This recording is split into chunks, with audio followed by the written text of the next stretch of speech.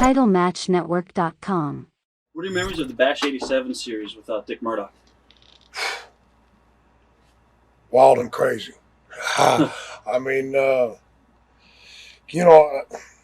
Robbie, you know, and a lot of people know that I've wrestled with probably the top stars of our business, and I've worked with some great guys, and Dickie was one of a kind, man.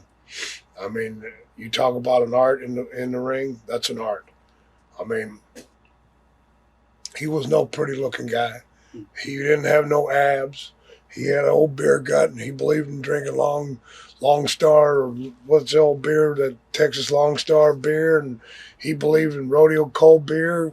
He'd stick a case of beer in his trunk, and it might be 100 degrees out in Louisiana, and when he was done with that match, he'd drink that beer. That was called rodeo cold beer right there. You know, I've watched Dickie. I've worked against Dickie. I'll give you a scenario of a match, man. I'm a babyface.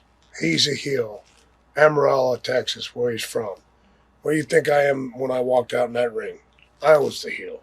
He was the babyface. I mean, the people didn't care who I was. They hated me because I was working against, I was doing a barbed wire match, barbed wire fence match. First time I've done that. Dickie was crazy during that one too, but, you know, I learned a lot from him. It was, hey,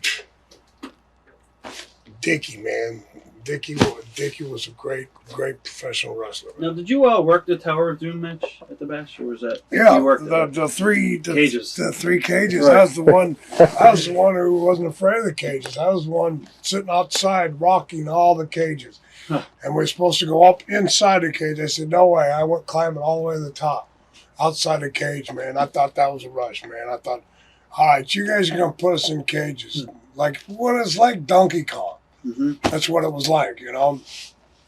But hey, that was a great experience, man. That was back when the Garvins were involved, man. I mean, what was the Garvin's name? Precious Jimmy. Stone. Ron Garvin. Ron Garvin, man. I mean, he chopped the crud out of that Ric Flair, and Ric Flair chopped him back. They both be blistered.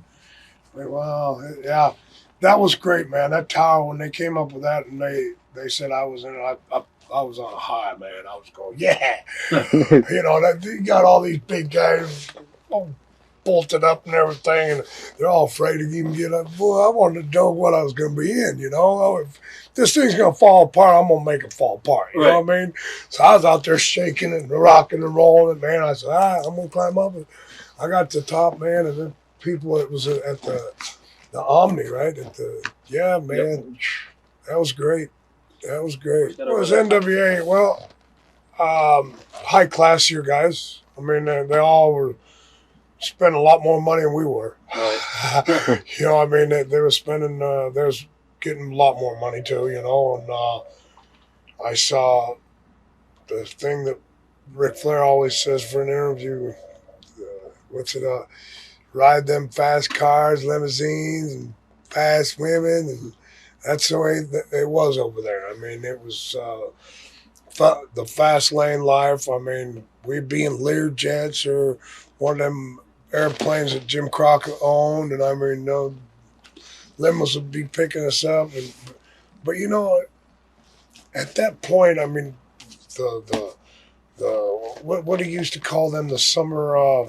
Great American Bash. Yeah, I mean, we were selling out, man. 100,000 people or whatever it was. You know, we was doing great when he could have kept it rolling if he would have done something with the talent that he got from Bill Watts. Definitely. Instead of just, kept his boys up on top. He squashed all the guys. Oh, big time. Yeah. Boom, boom. Cup. You were in the first Crockett Cup, right? The original. Yeah.